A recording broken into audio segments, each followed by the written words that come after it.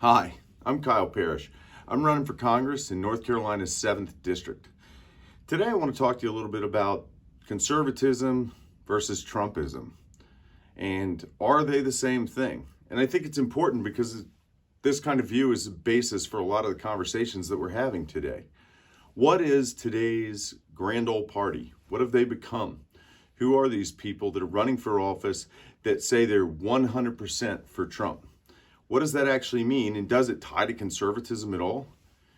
Well, in a nutshell, it doesn't, right? The only thing that the current Republican Party ties back to conservative ideology is maybe white supremacy and a sense of minority rule. And when you throw Trump on top of that, you actually have kind of worship of a deity or a king, right? So yeah, it would be conservative in the way that people who loved King George, who were the conservatives back in the Revolutionary days, are conservative. It's identify one person, not a set of beliefs, and elevate them and do everything they say. But that is not conservatism. Conservatism is based on the preservation of existing things, of slow, gradual change, of thorough analysis and thinking. So if you go back to Edmund Burke, right, and he did this, he talked about the American Revolution versus the French Revolution, and he admired the American Revolution because in the American Revolution, there were a group of people who did not want to hand over willy-nilly all their money to the government. So it was all about taxation, and he thought, as a conservative, that was something he could get behind. The French Revolution, though, he didn't like because it was mayhem. It was chaos, it didn't have a plan, and it was basically fueled on rage, right?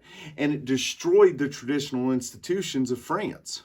It didn't just kind of migrate away from them. Well, as you can see just from that, traditional conservatives have also always kind of advocated to move back toward the center of things. They've said, look, we lost some elections. Maybe we've gone too far to the right. Maybe we need to do like Ronald Reagan did and grant amnesty to people who have been working here and people who are coming across the border and be a little more compassionate, right? But today's Republican Party has none of that. It's an angry, vitriolic mob, right? That doesn't even understand conservative principles. They will refuse to accept truth. They don't look and analyze what's actually happening. And those people that actually wiped crap throughout the Capitol building certainly didn't respect our institutions.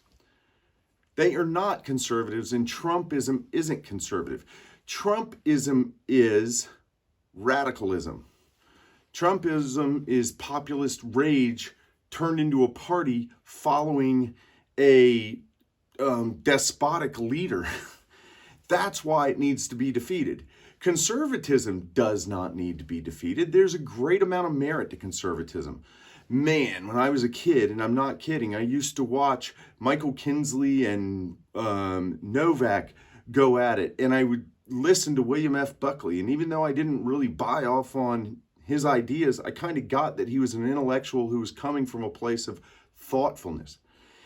Now I listen to a bunch of screaming people yelling about masks and things that aren't being taught in school, and that's Trumpism, and it's not conservatism. And the Republican Party has decided to adopt that as its mantra. And it's very dangerous because the outcome of this is possibly something like a French Revolution. And the French Revolution really didn't end well for anybody for a long, long time. And it certainly won't end well for the United States. And so to allow Trumpism to take hold, and conservatives in particular to acquiesce to this Trumpism, is incredibly dangerous. We need conservatives, moderates, and Democrats to all align to get rid of Trumpism, to tamp it down and destroy it. Then we can figure out whether we want a more liberal or a more conservative future for our country. But as I said at the beginning of this, there is no relationship between conservatism and Trumpism. And until the Republicans finally admit that they've given up everything and all of the values that brought them to where they are in order to possibly win some elections based on anger and hostility and rage, we're going to have a serious problem in this country. So anyway, that's the difference. Trumpism is radicalism. Trumpism is dangerous. Conservatism would never be radical. Conservatism would never be really reactionary. Conservatism would thoughtfully look at the problems that we're facing in this country and come to conclusions based on facts. And they may not change fast, but they would be willing to change.